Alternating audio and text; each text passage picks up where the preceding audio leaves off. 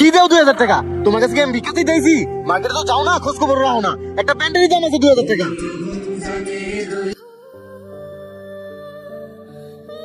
যাক, এবার বেতন মানুষটা ভালোই পাইছি। অফিসে বসে হিসাবটা করে ফেলাই। ঈদে তো অনেক খরচ। পাইছি তো 40,000। বাবা মা ভাই বোন বউ সবার ঈদের কেনাকাটা পাবো 20,000। রুম ভাড়া দোকান বাকি 11,000, রইল 9,000। যাক, এটাই আমার ঈদ খরচ। অফিস ছুটি হয়ে গেছে, বাসায় চলে যাই। হ্যাঁ বন্ধু বন্ধু দাঁড়াও, তোমার সারাদিন অফিসে দেখলাম না। বন্ধু একটু ব্যস্ত ছিলাম। তার বেতন টেতন তো ভালোই পেলাম।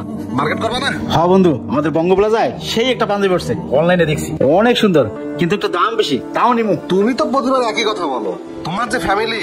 না, এবার কিনবো। শোনো, তাহলে তো আমারও কেনাকাটা আছে, তো চলো কালকে মার্কেটে যাই। আচ্ছা চলো।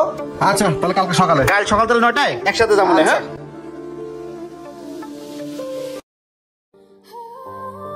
আই ভাই খারাও, এদিকে বহ, তোমার লগে কথা আছে। কি কবি ক? বুঝলাম না, আজকে কয় রোজা? আমাকে 2 বাইরে শপিং করে দেওয়া লাগবে না? তুমি কি ভুলে গেছো? আরে সবই মনে আছে, আজকে কেবল বেতন বোনাস পাইলাম। দাঁড়া দিতেছি।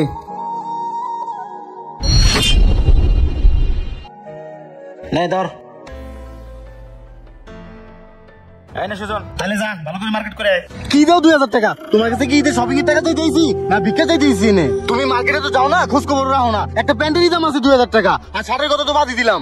হাতে বান্ডিল বান্ডিল টাকা রেখে আমার লগে নাটক শুরু করছে। ওই টাকা দে দে। এই ধরো, তোমার ঈদের শপিং এর টাকা আমাকে লাগবে না, টাকা দে। আই চল। আই শুনুন, এদিকে আয়। এই ধর 5,000। এনে ধর 5,000 করে দিলাম, না হলে কিন্তু আর কিচ্ছু করার নাই, আমার কিডনি বেচা লাগবো। যা এখন শপিং করে যা। আই চল।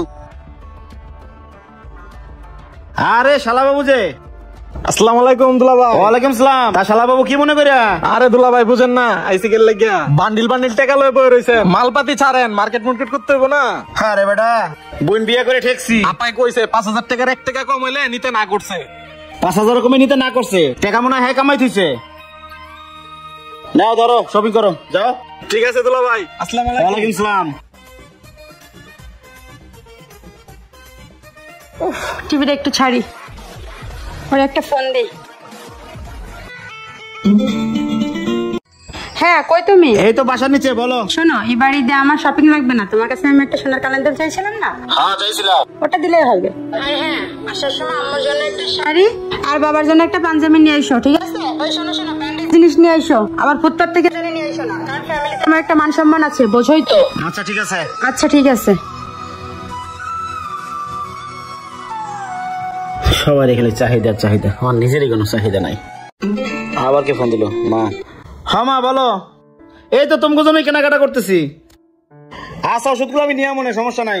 মা এই ফ্যামিলি না, তোমার কোনো টেনশন করা লাগবে না, সবারই সবকিছু দেবো। বোন জামা কাও, বোনের শ্বশুর কাও, শাশুড়ি কাও, আমার শ্বশুর শাশুড়ি, তোমাকে সবারই সবকিছু দেবো। তোমার এই বড় ছেলে বাইচা থাকতে তোমার কোনো ধরনের অপমান আমি হইতে দিব না, ঠিক আছে মা? আচ্ছা এখন রাখো, আমি বাসায় আসতেছি।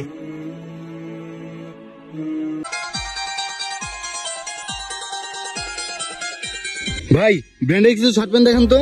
আচ্ছা ভাই দেখাচ্ছি। ভাই কত আসছে? 7,500 টাকা। ওই টাকা দে।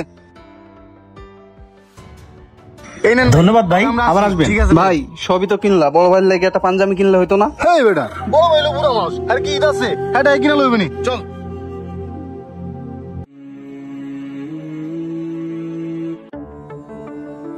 আয় বন্ধু দাঁড়া।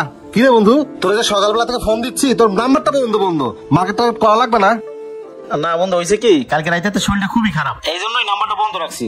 তুই যা শপিং করে নিয়ে আয়, আমি সন্ধ্যার পর যাবো। সন্ধ্যার পর যাবি মানে? আজকাল 4 রাত পরে যায় কি কাপড়ের প্যাকেট কিনবি? বুঝছি, তোর আশা থাকলে আমার হইব না, আমার ফ্যামিলির অনেক কেনাকাটা আছে, তুই থাক আমি যাইগা। আচ্ছা বন্ধু যা।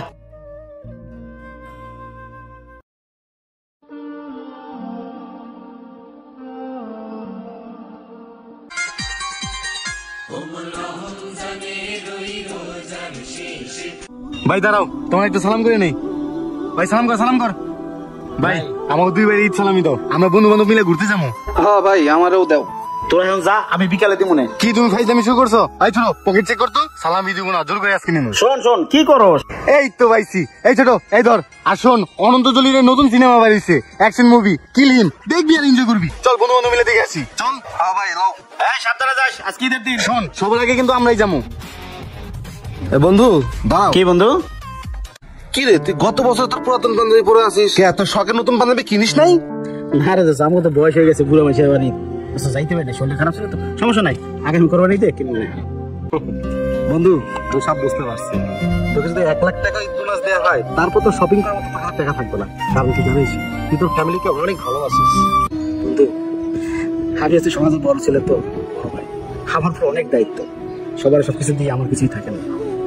ভাই আছে, বোন আছে, শালা আছে, শ্বশুর আছে, শাশুড়ি আছে, এভরিথিং মিলে আসলে তাদের চাইতে পূরণ করতে পারি না। আমার যে বউ, তারাও জিজ্ঞেস করে না তুমি কিনেছ, ছোট ভাই তারাও জিজ্ঞেস করে না যে ভাই তুমি কিনেছ, বাবা মাও জিজ্ঞেস করে না তুই কিনেছিস। এটাই আমার উদ্দেশ্য।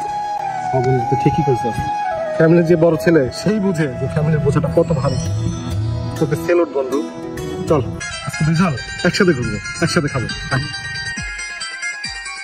মধ্যবিত্ত পরিবারের বড় ছেলেরা এমনই হয়, ফ্যামিলিতে সবার মুখে হাসি ফোটা দিকে নিজের আনন্দকে বিসর্জন দিতে হয়। এরই নাম হচ্ছে দায়িত্ব। ভিডিও ভালো লাগলে লাইক কমেন্ট সাথে পাশে থাকবেন। ধন্যবাদ। ঈদ মোবারক।